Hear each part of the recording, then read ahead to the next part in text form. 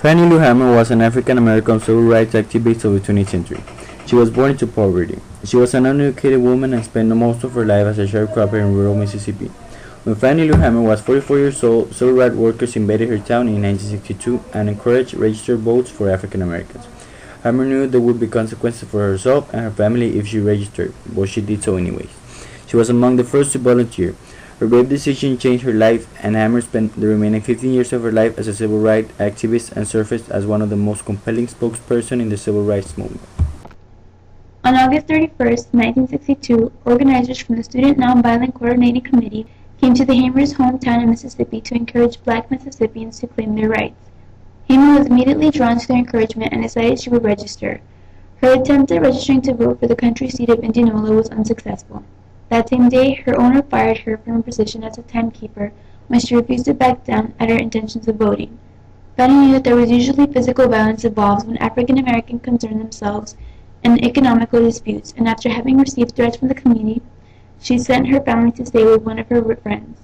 The public discovered her new hiding place and actually shot at her friend's home, none of which fortunately resulted in death.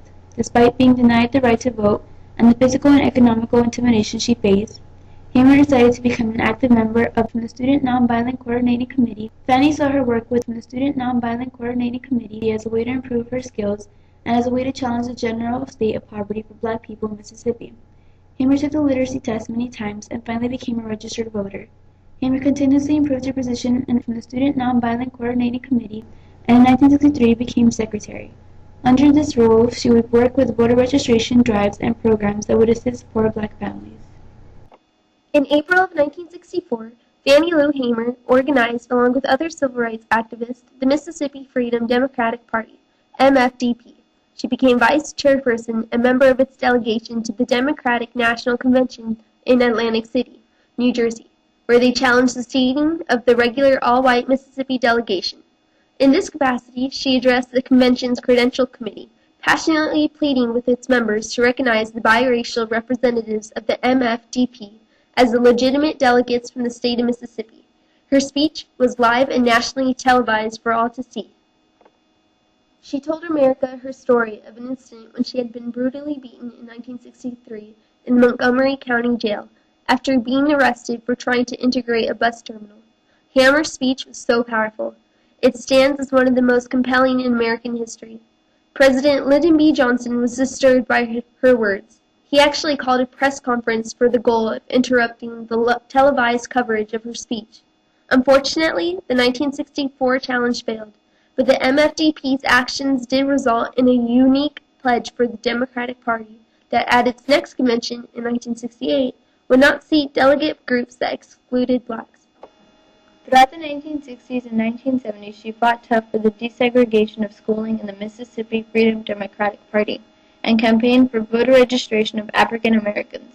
At age 45, her main focus was to work to register blacks to vote and to help agricultural workers organize.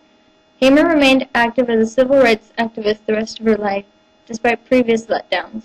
She worked with the Mississippi Freedom Labor Union in 1965 and served as a delegate to the National Democratic Convention in Chicago in 1968. In 1969, Fannie founded the Freedom Farms Corporation, FFC, a non-profit project that was designed to help needy families raise food and livestock. It also provided social services, minority business opportunities, scholarships, and grants for education until it was surrendered to financial pressures in 1974. A big turning point hit the seemingly unstoppable Hamer in the 1970s when she was diagnosed with diabetes, breast cancer, and hypertension. Fannie still continued to give her speeches across the country, but she did so weakly. Fannie Lou Hamer died on March 14, 1977, at the age of 69 from cancer. Her strong and caring spirit continued to linger even after her death. Fannie was best described as courageous and selfless, and received wide recognition for her part in bringing about a major political transition in the South. As best summarized in her motivation to make a difference in the freedom struggle, "I'm sick and tired of being sick and tired."